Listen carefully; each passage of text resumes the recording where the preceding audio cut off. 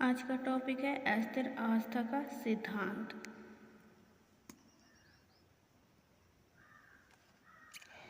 इस सिद्धांत के अनुसार ब्रह्मांड का न तो आदि है और न ही अंत है, अर्थात ब्रह्मांड पहले भी था, आज भी है एवं भविष्य में भी होगा।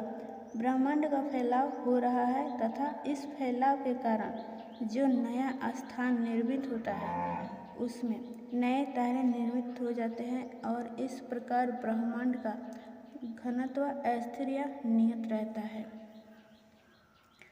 अगला है तारे या स्टार्स। यह एक आकाशीय पिंड है। इसकी विशेषता क्या होती है? ये गैस से निर्मित होते हैं। प्रमुख गैस हाइड्रोजन एवं हीलियम होते हैं। तारों के पास स्वयं की ऊर्जा एवं स्वयं का प्रकाश होता है। तारे के ऊर्जा का स्रोत नाभिकीय संलयन प्रक्रिया होती है। तारे दो प्रकार की गति करते हैं। पहला है घूर्णन गति। तारों का अपने अक्ष पर गति करना घूर्णन गति कहलाता है। इस गति के द्वारा तारे ब्रह्मांड में अपनी स्थिति बनाए रखते हैं। दूसरा है परिक्रमण गति। प्रत्येक तारा आकाश गंगा के केंद्र के जो कि ब्लैक होल होता है कि चारों तरफ गति करता है। इसे ही परिक्रमण गति कहा जाता है। नोट्स में सूर्य को एक परिक्रमा पूरा करने में लगभग 20 करोड़ साल लगता है। इसे कॉस्मिक वर्ष या ब्रह्मांड वर्ष कहा जाता है। तारों की उत्पत्ति कैसे हुई?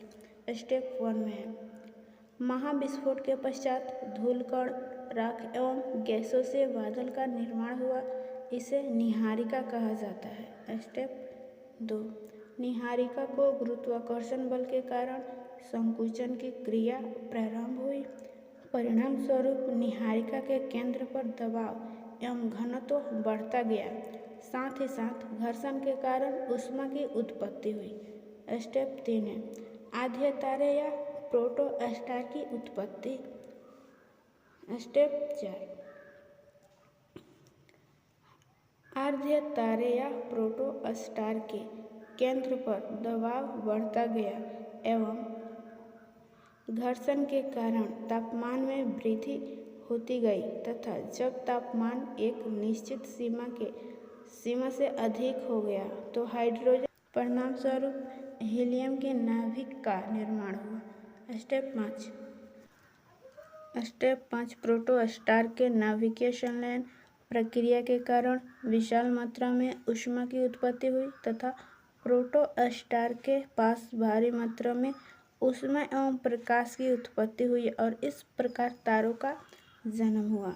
नोट 1 जब दो या दो से अधिक हल्के नाभिक आपस में जुड़कर बड़े नाभिक का निर्माण करते हैं तो इसे नाभिकीय संलयन प्रक्रिया कहा जाता है।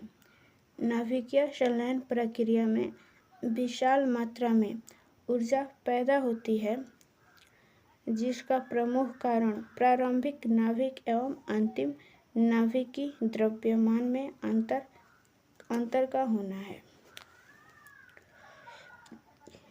तारों के ऊष्मा का या ऊर्जा का प्रमुख स्रोत नाभिकीय संलयन प्रक्रिया है। हाइड्रोजन को तारों का ईंधन कहा जाता है। वैसे आद्य तारे जिसमें नाभिकीय संलयन प्रक्रिया प्रारंभ नहीं हो पाती है वे आद्य तारों में परिवर्तित नहीं हो पाते। इससे भूवामन कहा जाता है।